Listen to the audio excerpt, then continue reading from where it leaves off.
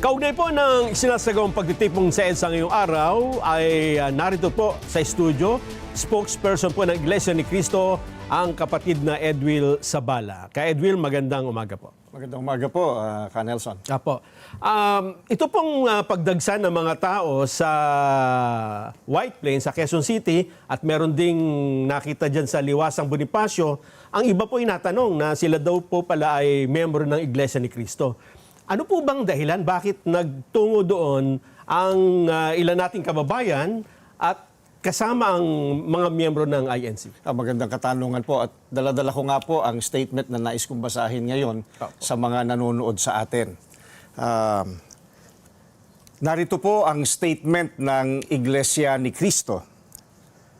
Hindi tutol ang Iglesia ni Cristo sa pagpapatupad ng batas, pero tutol kami sa pagbaluktot sa batas, lalo na kung ang layunin ay para pagtakpan ang katiwalian.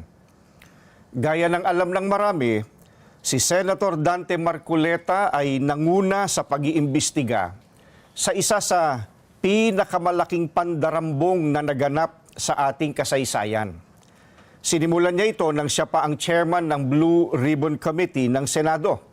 Subalit, pinalitan ng liderato ng kumiting ito. Gayunpaman, itinuloy niya ang paghahanap ng hustisya para sa atin na mga mamamayan. Ang ipinagtataka namin ay kung bakit siya na nagsusulong sa pag-expose ng mga sangkot sa napakalaking pagnanakaw sa Pilipinas ang kakasuhan at ipakukulong sa halip na ang mga na-expose. Ang ikinakaso kay Senator Marcoleta ay plunder na isang non-bailable crime. Sa makatwid, ipakukulong siya at hindi pwedeng magpiyansa hanggang hindi natatapos ang pagliliti sa kanya. Sa madaling salita, ay hindi na niya maitutuloy ang paglalantad o pag-expose sa mga sangkot sa pandarambong na naganap. Pero, paanong naging plunder ang pagtanggap ng campaign donation o campaign contribution? Hindi naman galing sa kabangyaman ng Pilipinas ang tinanggap niyang donation mula sa mga sumuporta sa kanyang pagkandidato bilang senador.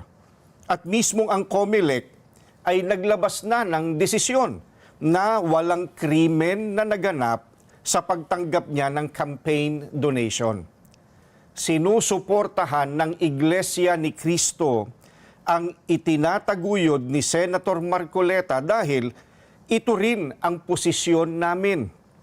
Nananawagan kami para sa transparency, accountability, justice, and peace.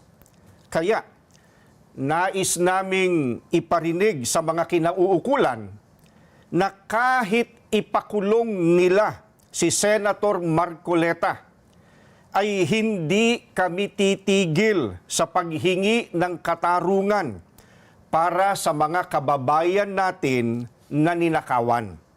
Gusto naming ipaalam sa kanila na isang injustice ang selective justice at hindi kami mananahimik sa harap nitong napakalaking pagyurak sa katarungan na hinihingi ng ating mga kababayan. Yan po ang statement ng Iglesia ni Cristo. Maraming salamat po, Ka Edwil. Maraming salamat po. Abangan pa po ang latest sa mga pangyayari ngayon sa ating bansa dito lang po sa Net25. Magandang umaga po.